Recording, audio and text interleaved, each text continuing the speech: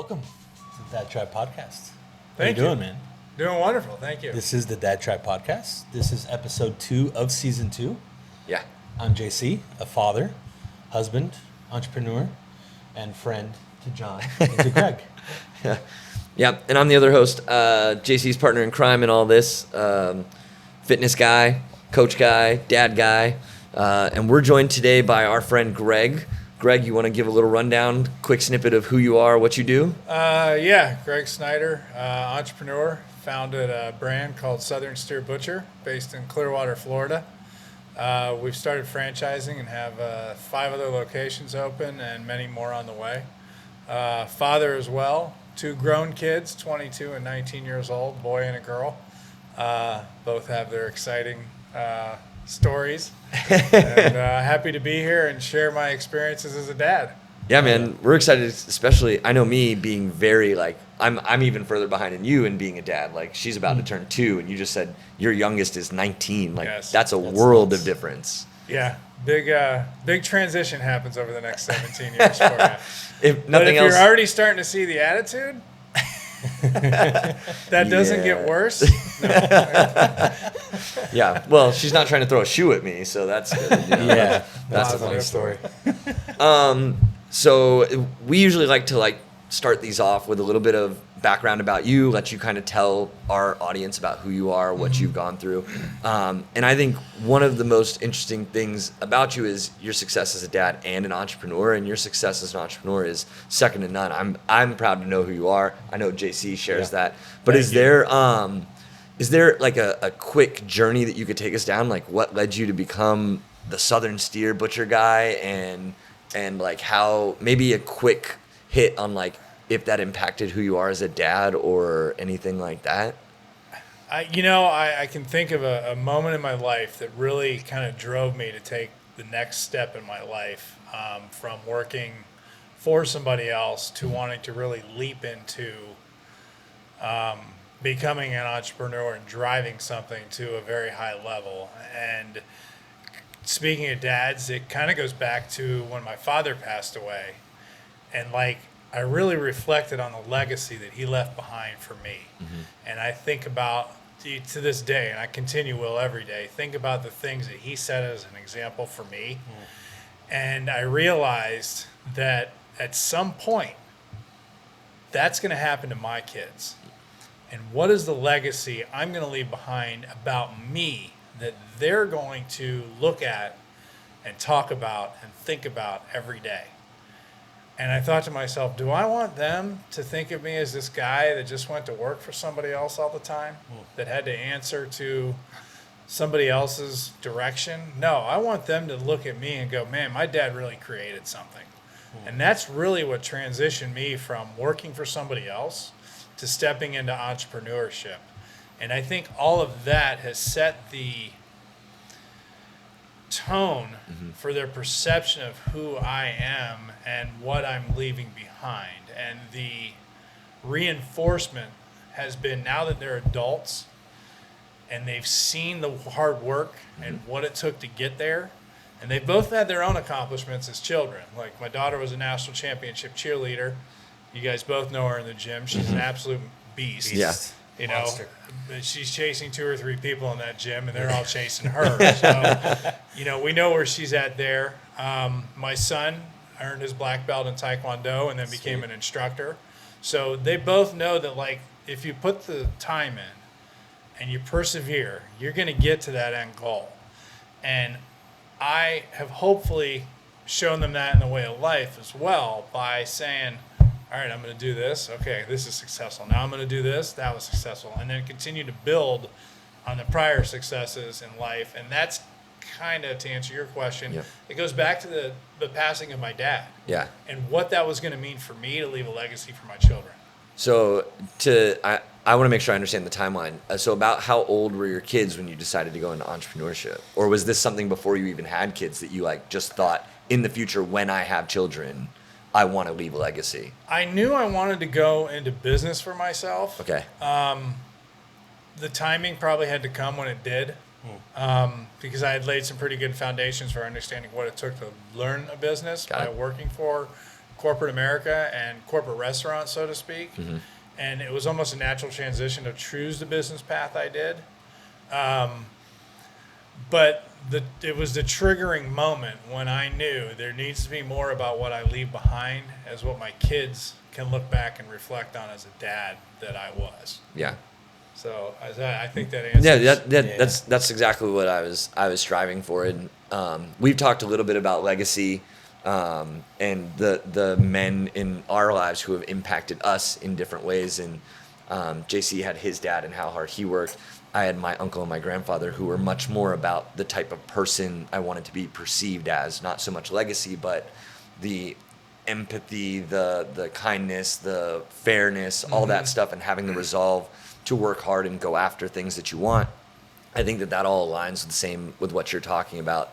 And it's one of the reasons that I took a dive into entrepreneurship and trying to do something bigger than myself, to leave something for my family and continue to strive and chase my own vision. I know that JC, you kind of align with that too, right? Yeah, no, absolutely. And you speaking about your father, like that hits home big time, because I feel the same way. And that was one of my biggest, we talked about it, that was one of my biggest hurdles in becoming a father, was that. It's like, man, I had such a great role model. I had such a great foundation of somebody to look up to, that I was like, fuck, how am I going to how am I going to live in those shoes? How am I even going to touch that type of father, or being that type of father? And that was always a hurdle that I struggled with. So when you're saying, you talk about legacy, you talk about that moment of having children and wanting to leave that legacy for them, like that. I went through the same thing because of that. Yeah. So I resonate with that 100%. Yeah. Absolutely. I think it's so interesting because my father he was an absent parent. He wasn't around, but I had my grandfather, and I always thought he was a great father figure. I always thought he was a great role model. And I always thought, man, I have such a great blueprint. Like, there's no way I can fail. There was no like living up to the ruler. There was no measuring up. It was like, I have this blueprint, so as long as I do that, I'm good, man. I'm good because he's great. Yeah. You know what I mean? So I think it's so interesting. I was just scared. I was scared that I wasn't gonna follow the blueprint. Yeah. Like, I'm gonna fuck this up somewhere. You're basically like, I'm a dumbass and I know it. Yeah, 100%. So there's no way that I fulfill this completely. Well, and you see, like, growing up, man, you see all the things that now you look back on it as a child, you don't think this way, but you look back at it now, the struggles, the trials, the tribulations that my dad went through, that I saw my dad go through. And at the time, I didn't know what they were. I was, I was very naive and I was a kid. But you look back at it now, you're like, wow, man, like, how am I going to react if that happens to me? He reacted in such a great way, the way that he got through that. Like, I want to be there. So the blueprint, like, I just don't want to fuck up the blueprint, man. I think it's so funny. So you say that in my mind, because we were just talking about movies before you got here. My mind goes to watching movies I used to watch as a kid. So just recently, Megan and I rewatched Angels in the Outfield. Wow, because it's on Disney Plus. It was on Disney Plus now, and she's like, I really want to watch that movie. So we watched it, So and I'm good. watching it as a kid, and I'm like, none of this makes sense At all. Nobody pitches a full game. There's no reason this guy would pitch a full game. There's no reason this guy would go to bat. Right. And I'm like, all of this logic, and I'm like, how much of that did our parents, like, making decisions or having trials and tribulations and struggles that we just could not perceive? We just didn't have the maturity or the development to do so. And so it's so funny that you talk about that, because I had that revelation just recently watching a freaking kids movie with my wife. It was so awesome. funny. So another big pillar about what we do in the show is very much core value related, very much morals, what guides us, our guiding principles. And when I was just getting started out on the entrepreneurial trail, I had a mentor, and one of his big things was like deciding what your personal core values were and what your business core values are. Is that something that you align with? Do you have like guiding posts that you try to stay between or help you make decisions or anything like that that's like a conscious thing?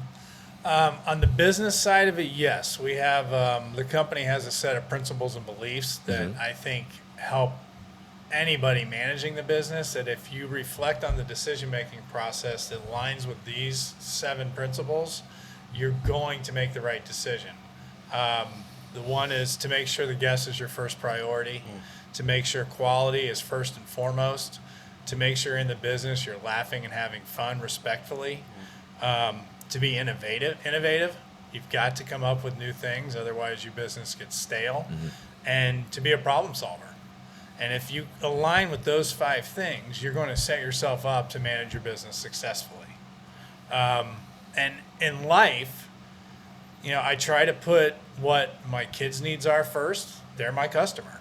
They're the ones that I get up every day and I'm working toward building generational wealth for, and setting the example for what they need to follow if they want to do that for their children one day. Always commit to quality things for yourself. Have fun and laugh at yourself. First, every day get up and laugh at yourself for something dumb you did. Because every day we do something and we go, what was I thinking? Did I really just do that? Every single day. Every single day. And you can't let that weigh you down. You got to laugh at it, learn, and move on. Right. And I've tried to do this over and over again in my life, but it was summarized really well. Both of you watched Ted Lasso? Yes. And I'm rewatching it now because season 4, I guess, they're working on, and I want to see season 4, and I want to be fresh. But in the first couple of episodes, the one guy makes a mistake, and Ted turns to him and he goes, "Hey, come here. You know what the happiest animal on the planet is? Do you remember this? No, go It's for a goldfish. Why? 10-second memory. Makes sense. Yes. You can't do anything about the mistake you just did. Learn from it. Move Move on. on. Move on. Yeah. 100%. That sets your direction and your compass in life. Yeah, I love that. Laugh at yourself. I think I'm going to add that to my core values for when we finally remake that episode that didn't make it out of development. I think that's so great because a lot of people take themselves so seriously, right? Especially entrepreneurs, where you're put under a lot of pressure to succeed.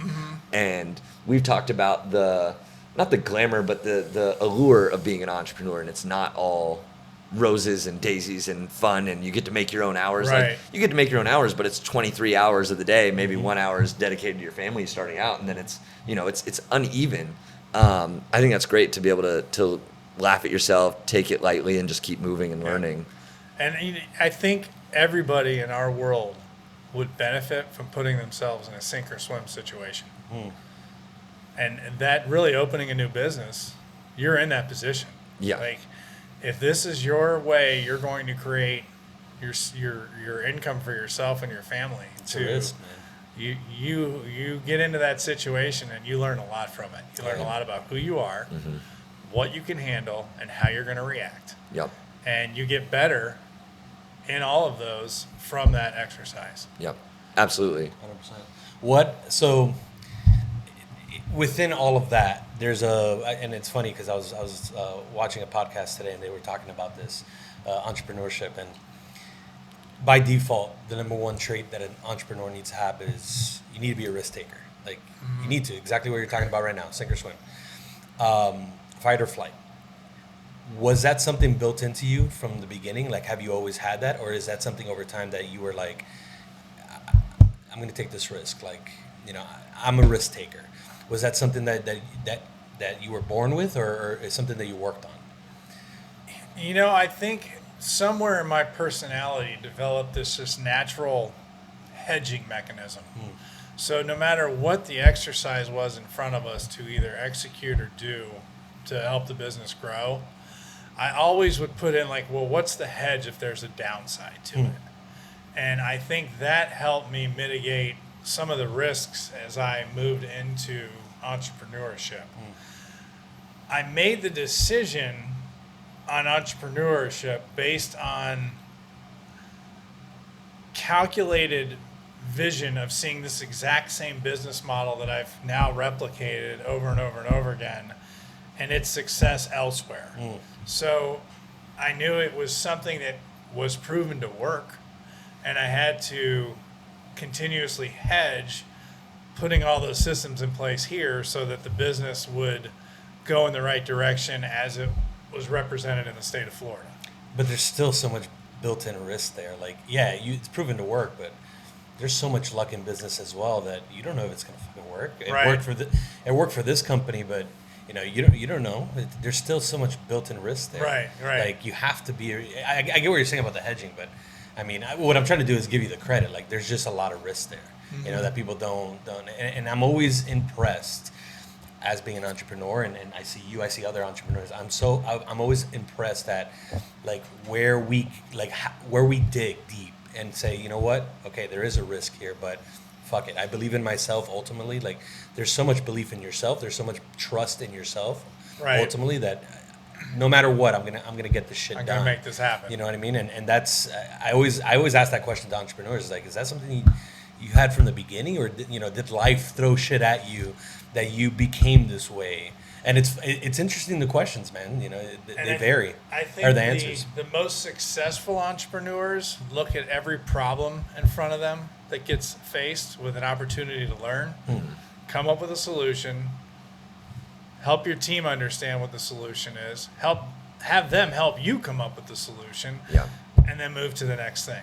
Implement it, monitor it, go on to the next thing. Yeah. And I think what I'm getting at here is the entrepreneurs have the inherent nature to solve problems. 100%. Not focus on problems, focus Solve on the them. solution to the problem. Yeah. Exactly. And that is how you get it to, I think, really branch your entrepreneurial spirit, and it gets bigger and bigger and bigger and better as you positively reinforce solving those problems. Yeah, 100%. The problem-solving aspect of it is built in as well. Yeah. You have to be.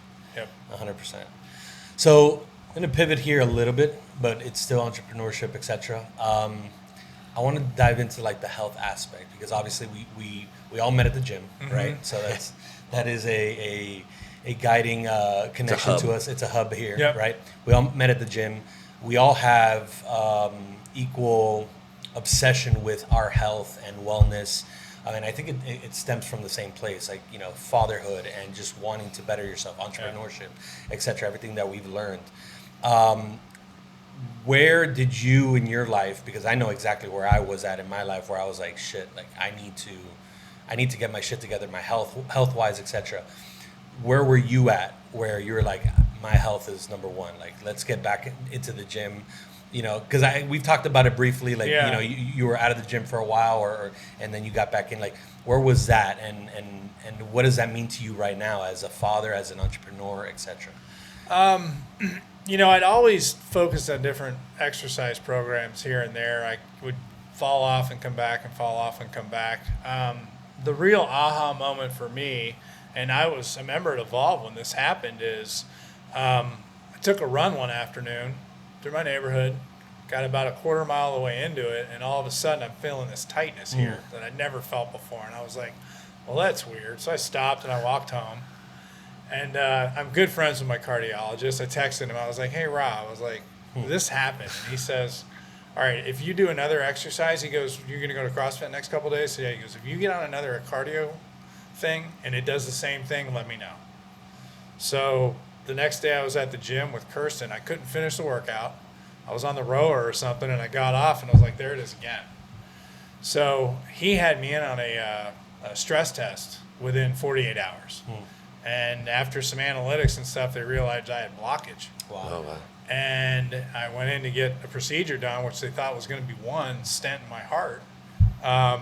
They took me in, pulled me out immediately, and I was like, what's going on? Nothing got done. Well, the doctor, the surgeon, comes in and she says, well, you need 5. And I was like, whoa. I said, okay.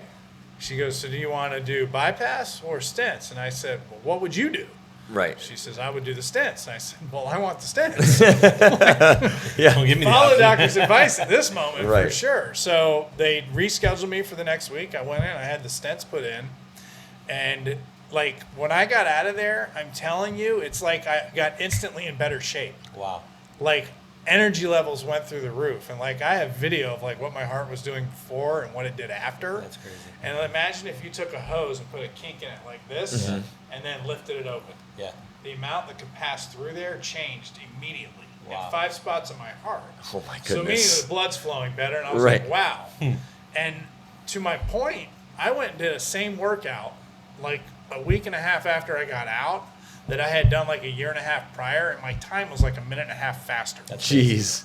I'm like, I didn't get in that much better shape. Like my heart just works now. Fucking Captain America now. So that was a very defining moment, and it actually led about 2 months after I had the procedure. I decided to take alcohol completely out of my life because my doctor's like, there's some blood reading indications here that you might want to consider doing that. Yeah.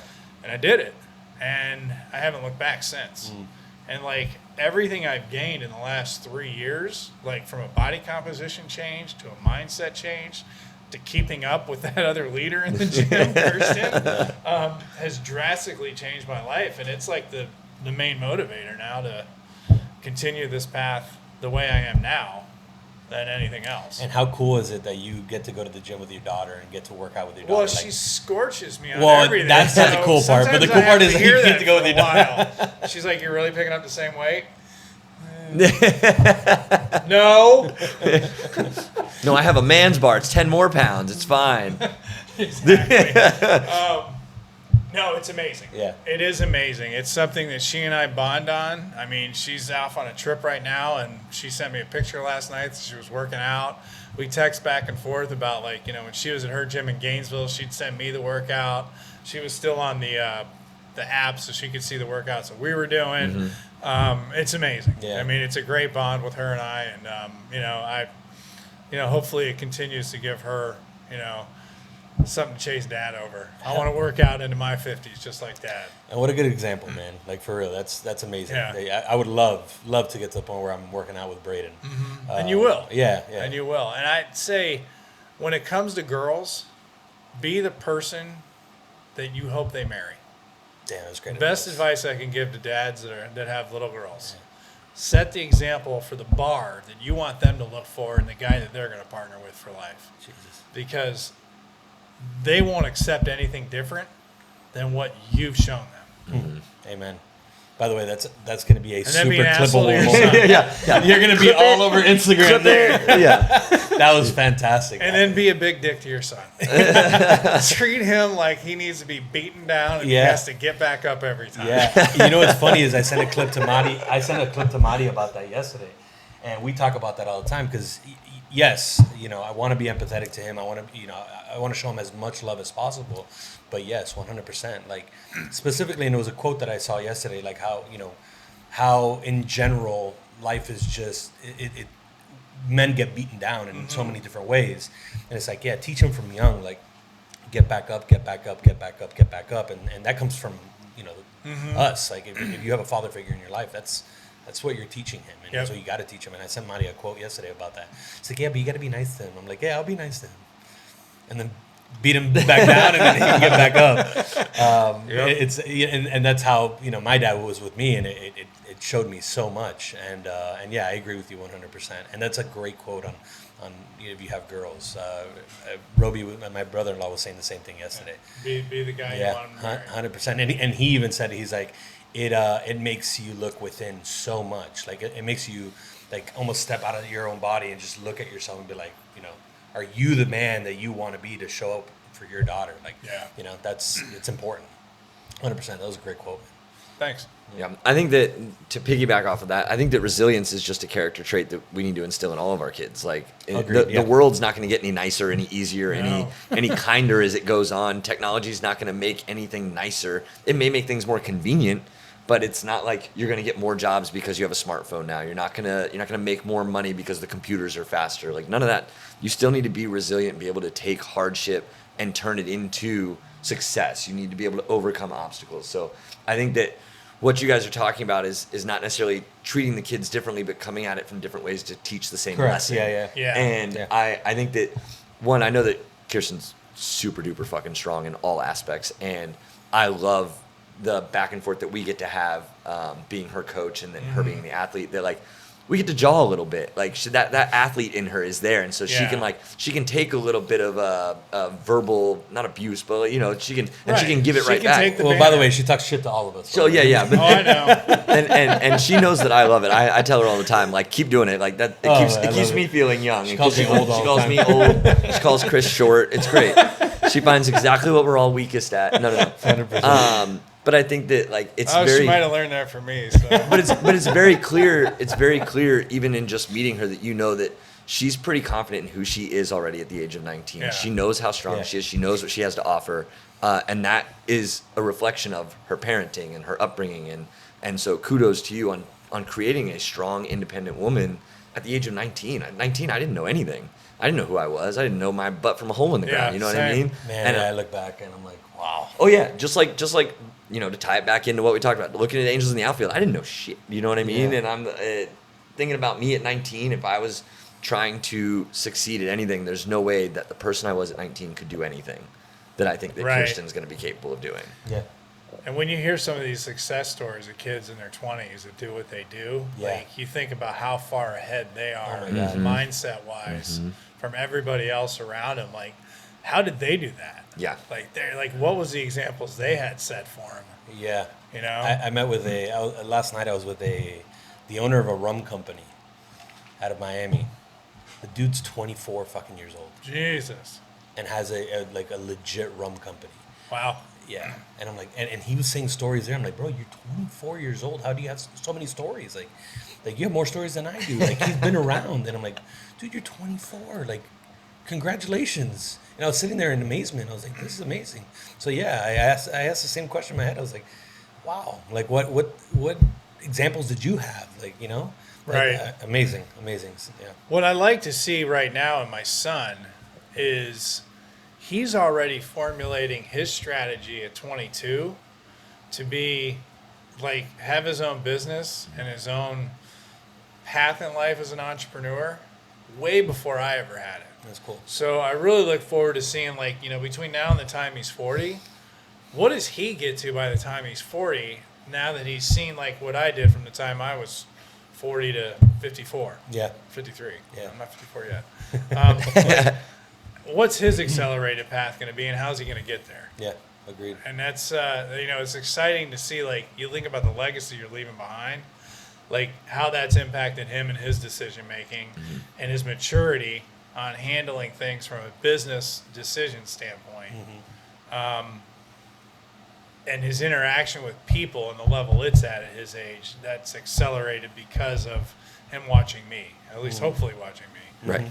If nothing else, what not to do. Or what not, yeah. There's a lot of what not to do. Either way, they're learning, right? Because they're always watching. Always watching. Always watching. So you already gave us one really great clippable quote, but it would be irresponsible of us being new dads in comparison to you to not ask, like, in the upcoming stages that we're about to go through between preschool, kindergarten, elementary school, high school, like, what are some things that you would advise on us to help us become the type of dads we just talked about being, the kind that leave a legacy and create impact in their kids and create resilient, strong adults that are going to help the world thrive and just keep moving forward with our legacy? You got to let them fall. You got to let them fall. It's the only way they're going to know how to put themselves back up is if they learn to fall. And that can be in many different ways. You know, and you got to let them handle it and deal with it the way that they're going to best get through it themselves.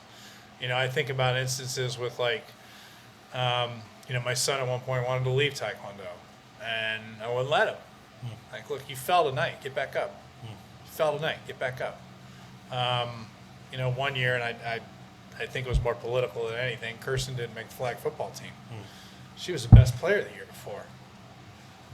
Politics kept her out of the next year in tryouts. I mean, she was wrecked. But she worked through the process on her own. She got knocked back down, she got back up. And you got to let them fall, and you got to let them learn from that fall. Continue to be their parent and not their best friend. There's times they're going to want to need you for your consoling, and they know that you're a resource they can go to for when they need that, like, nurture. But for the most part, remember that your job isn't to be their friend. Your job is to make sure that they turn out to be a decent human being. Yep. And sometimes that takes you being an asshole to them, so that it's easier when they get out in the real world than what they dealt with you. Because we all know it's never going to get easy for them. Like, we've been through all the same crap. It's going to get harder. So my advice to you guys is let them fall, let them pick themselves back up, and then be firm and loving when that needs to happen. I love that. Yeah. I love to be an asshole when you need to be an asshole. You just got permission to be an asshole. That's all you care about. Babe, did you hear that? Because I know you respect the shit out of Greg. You heard him. Oh, my goodness. Yeah, I think that letting them fall in a very literal sense right now with her, she's just like learning to walk and do all those things, is something that we've talked about policing the grandmothers on, right? Yes. They want to, so we've talked about that. We're not going to go into that anymore. No, we won't. But I even find It's myself... something as simple as like putting the lid back on. Oh, yeah. You know, they keep trying, and then don't come in and grab the lid and do it for them. Yeah. Let them keep fighting through that process until they get the lid on, because then they're going to get the lid on. Yep. I think one of the best examples was we got a basketball court or basketball net one year for Christmas that I put outside the front of the house. And it was adjustable from like 7 feet to 10 feet. And Kirsten might have been this tall when we got it. And this probably won't surprise you, but she sat there underneath that hoop, threw it up there, missed, threw it up there, missed, threw it up there. Like she could only get it up like 2 feet in the air. It wasn't even high enough. And even then, she still had strong legs at 5 years old. I said, put your legs into it. She goes, okay. Got a little closer, And I tell you what, she was underneath that net for 15 minutes before the ball finally went in. But she was determined. She was going to keep doing it until it happened.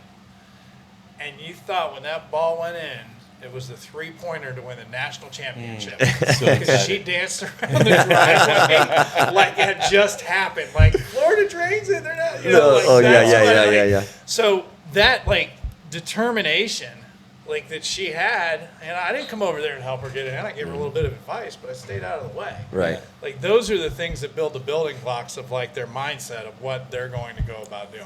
100%. Is that something your pops taught you? Yeah. I would definitely say he did. Yeah. You know, kind of stick to it and keep going. That's cool. That's something I'm definitely have to work on. My patience is not 15 minutes right now. My patience is like, all right, you tried 10 times. What do we need to do? That's something I got to work on. I'm very much like, let's get to the point. Let's get to the success. Let's get to the thing that you're trying to do. Let's achieve the objective. Yeah. Here's how you do it. And then like, now try that thing I just told you. And I think it's part of like the profession I'm in coaching and like trying to find the cue that works. It is a little bit problem solvery, but it's very different when it comes to your child. Cause like you said, you're molding who they are. You're not molding the activity they're doing. Right. So every chance of them struggling is a chance for them to learn that struggle is a part of life, and you need to learn to overcome that on your own. Because 1, I'm not always going to be there. 2, some things you have to do on your own. And 3, it's not always going to be fair. So you got to learn to do some stuff on your own. Right. I'm going to have to work on that. And I think another big thing is, you know, they get older, give them a set of chores that help the family. Like as a unit, whether it's even if it's something as simple as like unloading the dishwasher or loading it. Like a set of duties that they're responsible for that helps the family out.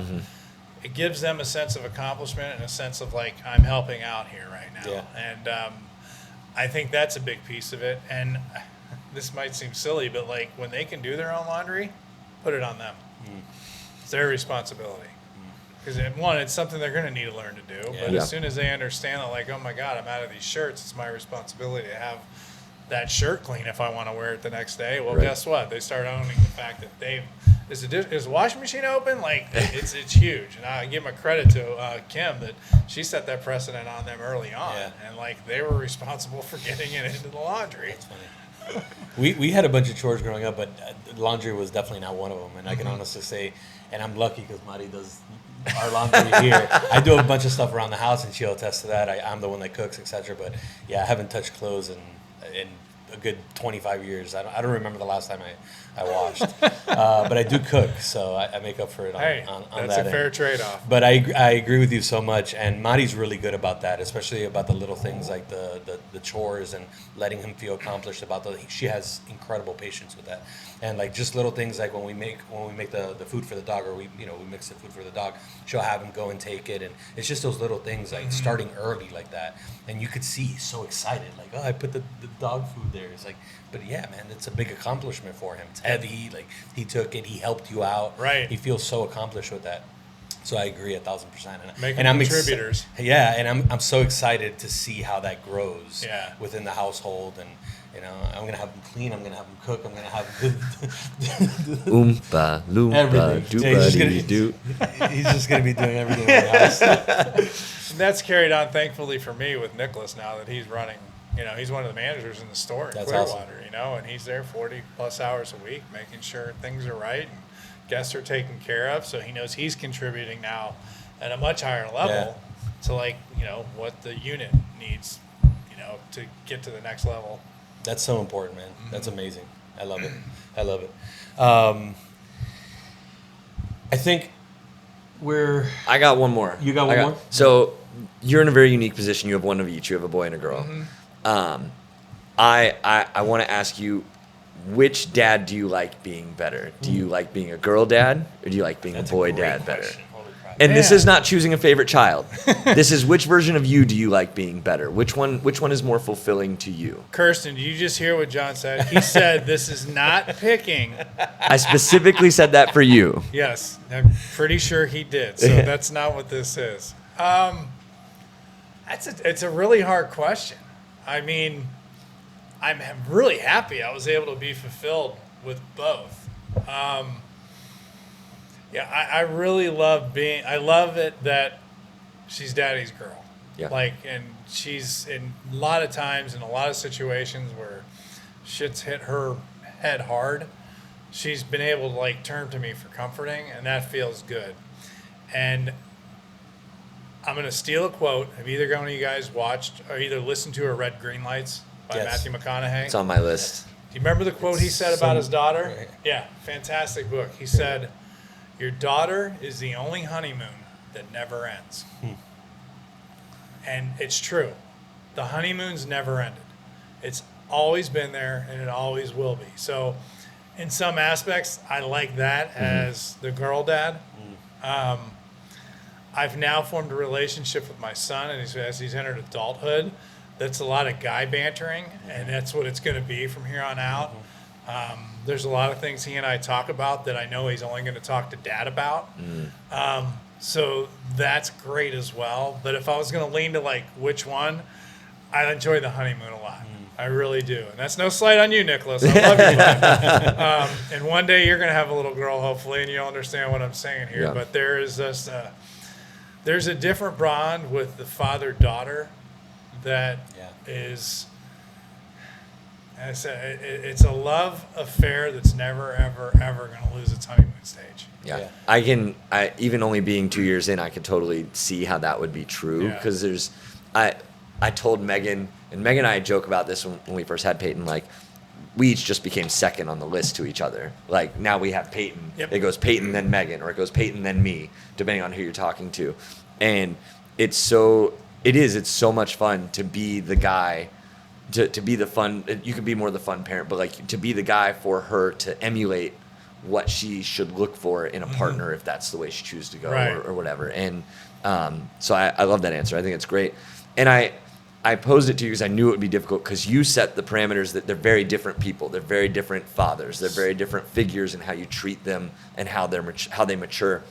I also like that you mentioned that you and Nicholas have grown into you're still dad, but you get to be a little bit more friend, a little bit more guy banter now, with the umbrella of dad over it. And so we've talked about that too, as being the dad first and then growing into the friend as they age into it, or as they mature into it, or go down their venture. Yeah. And I think it's cool that he's following you in the entrepreneurship, and you guys get to have that very unique bond also. Yeah. So that was a great answer.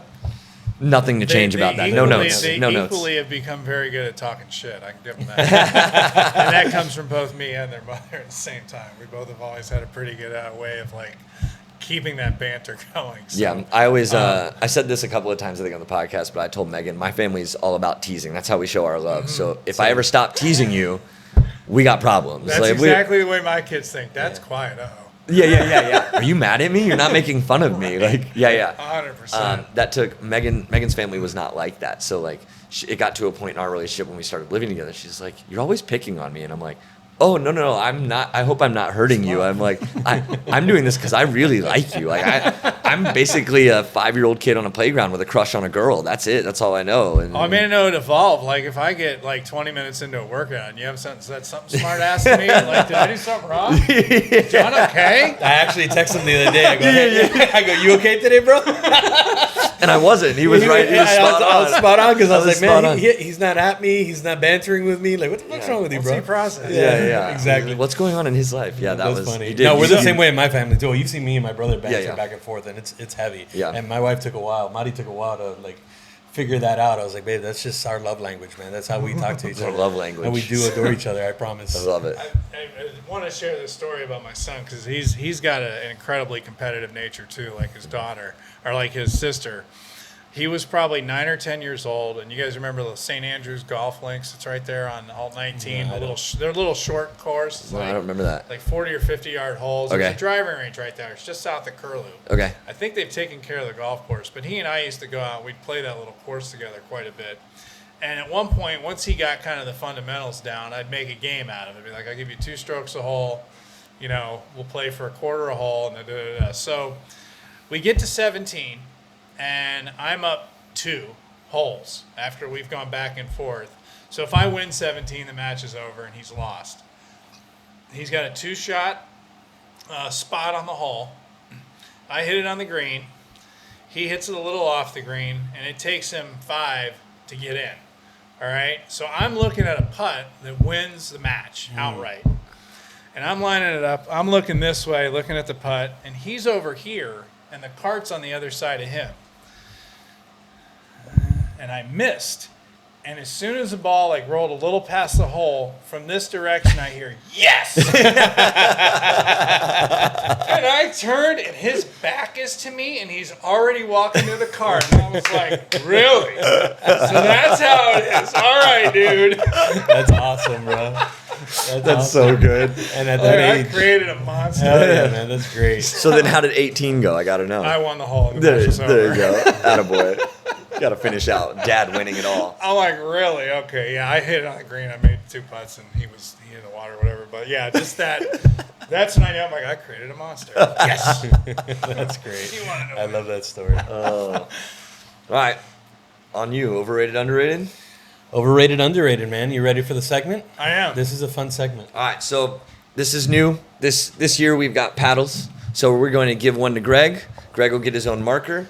JC is going to give us a prompt, a topic, a something, and on our board we're going to write whether we think that thing is overrated or underrated, and then we'll each get a turn kind of defending our stance on it, see if we can sway anybody. So how many are we gonna do? Because that's gonna sway my. the amount of I think questions. we should do 2. I think we should 2? pick the 2 on the list here that you think is the most divisive. Okay.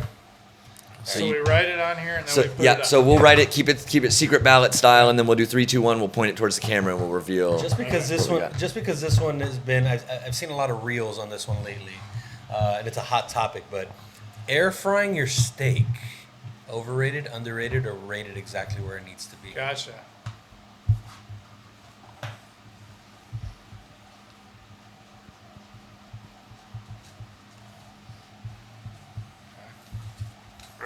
All right, we're ready. See if I can do this without getting. So we blue kind of all do it over at the this. same time. We'll show the camera Okay. at the same time.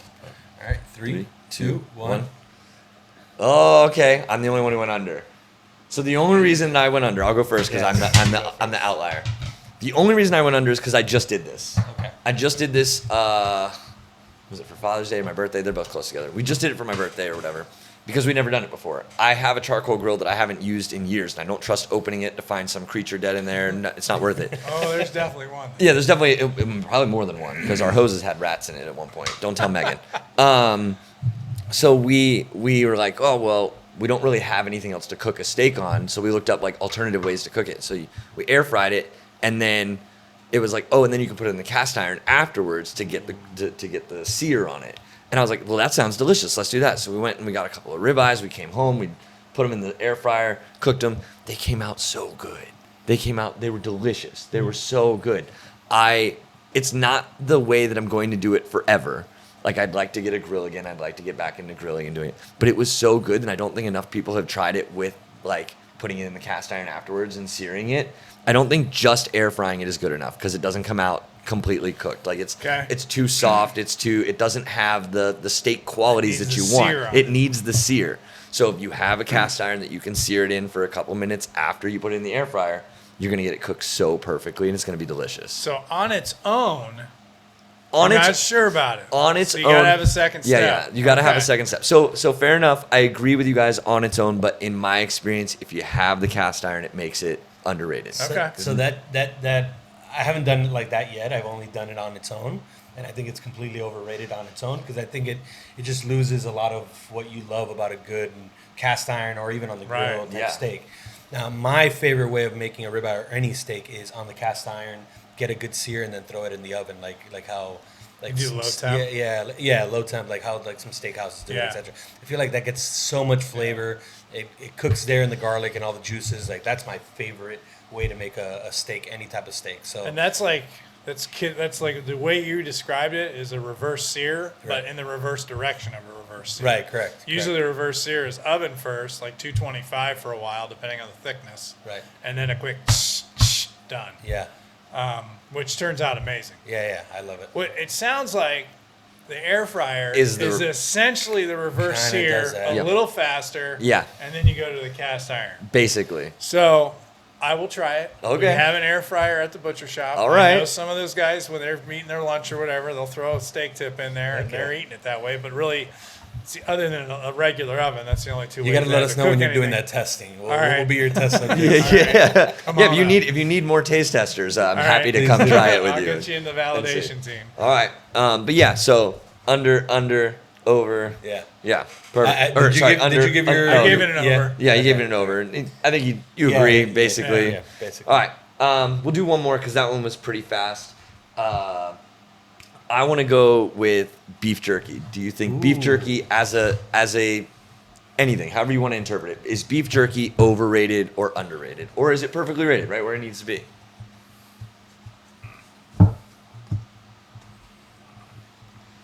And like, I'm not talking like, what is it, Jack's Links or whatever the most No, like. yeah, I'm yeah. talking like when you have decent beef jerky, if it's homemade or whatever. All right, ready? 3, 2, 1, boom. Ah, we all went under. All right, So perfect. I'm going to start with this one. Go for it. because I wanna hear it. And not because he's here. But I had the beef jerky for the first time a couple months ago when with the Sarasota store when I think they first got it in or whatever. But you guys had like the teriyaki one. Holy crap, that blew my mind. I don't know why I'm still holding this up. That blew my mind. Like it's homemade jerky, so I agree with you. It has to be homemade. 100% underrated. Like that is so good. I had like 2 or 3 and I couldn't stop eating. Madi, which normally doesn't like beef jerky, was hammering it. Yeah. It is fantastic. So that's a plug. But Thank you. for real, you guys, the best beef jerky, and beef jerky like that is completely underrated. Agree. Yeah. I love I know you're not beef going to jerky. disagree with that. No, it's one of my favorite go-to snacks when I'm getting a Yeah, hunger pain right. and I'm at the shop. Yeah. I'll pull an ounce out and munch on it. Hell One, yeah. high protein. Yeah. Yeah, the health Pretty- benefits are pretty just low Well, carb. and that's so like that's kind of my take on it is like it's a great high protein snack and it's Yes. not super duper filling. Like it's not like having a piece of steak. You can Right. you can eat it. It also satisfies like the feeling of like eating a chip, right? It kind of tricks your brain into that because Right. of the shape they can be. And then like all the different flavors you can get. Like I Megan and I have realized that we eat a lot of spicy stuff. Like we like spice. We're not the typical Caucasian household where pepper is your spice, right? We like spicy. yeah. And so like getting a good spicy beef jerky is delicious. There's nothing quite You like guys it. have the jalapeno one, right? Jalapeno honey. Yeah. is my That's the favorite. one. Oh, Yes. I'm gonna have to come get I some of probably that. ate So 6 good. ounces of it yesterday. It's Oh, so wow. good. Yeah, Yeah. I'm always digging in there and eating another one, digging in. Okay, might as and well. it's right at the end of the case, so like you walk by it, it's right there, and then you're walking to the back. It's like So you do get high on your supply. I definitely do, very, very much so. Oh I man. love it. Yeah, are we gonna do another one? Or No, that's a good cap? I mean, I think that's a good cap. I'm pretty good, man. Yeah. I think Greg, that was thank you so incredible. much for the Thanks time. for having me. Yeah, I this was enjoyed fun. This. Happy to come back anytime. Yeah, This we'll is have to have you amazing, back. man. Thank you so you. much. Thank you, my brother. Thank you, guys. And Appreciate then it. JC, as always, thank you for the time.